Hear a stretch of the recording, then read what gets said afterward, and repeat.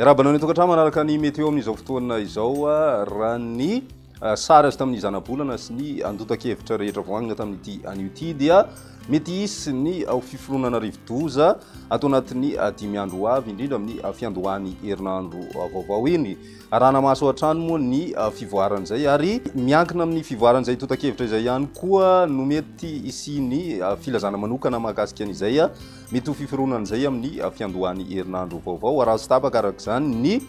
fivoarany toetry ny andro eto amin'ny nosy iverenana ny eto Madagasikara amin'ny ankapobeny dia saika any amin'ny ilany andrefan'ny nosy aloha zany no miandry ny orana tandrivon-drahona izay mety raikotroka fa maina kosa ny andro amin'ny ankapobeny ho an'ny fahatra sisa mafana ny andro raha ny maripana no jerena indrindra ho an'ny havoatany sy ny tapany atsimo atsinanan'ny Madagasikara iny izay misy fiakarana goavana aloha zany indrindra ho an'ny fahatra atsimo atsinanana. Izay ny mahakasikasika an'iny fa ny toetry ny androntsika ho an'ny rapiso ary vao maraina dia mety andraona ny andro any amin'ny tapany avaratra andrefan'ny Madagasikara sy ny morontsiraka voany andrefan'ny nosy iny izay mety arahina tandrivon-drahona ho an'ny fahatry melaky. Misy ihany koa ny tandrivon-drahona amin'ny fahatry savasy ambatsoa amin'ny maraina be misava moa zay rehefa atoandro toy ny any amin'ny fahatra sisa dia maina tanteraka raha ny toetry ny androntsika ho an'ny rapiso tolakandro dia mbola misy hatrany ny orana tandrivon-drahona any amin'ny fahatry melaky ny fahatry menabe ny atatan'ny fahatra atsimo andrefana ary koa ny fahatry diana ny tapany avaratra amin'ny fahatry sofia ary koa ny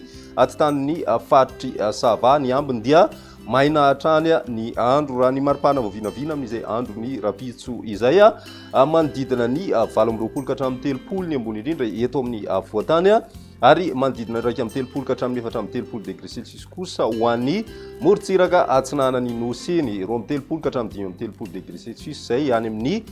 tapany andrefan'ny Madagasikara ho an'ny toetry ny andro amin'ny alahady mbola misy hatrany tandrivon-drahona ho an'ny tany andrefan'ny nosy voakasika an'izay fahatry melaky bongolava ny fahatry menabe ary ny ilany andrefana amin'ny fahatry vakinankaratra mitohy ihany koa izay ho an'ny fahatry diana sy ny tapany avaratra amin'ny fahatry sofia ny ambiny dia mbola maina hatrany aloha ny vinavina hatrany raha ny maripana vaovinavina amin'izay alahady izay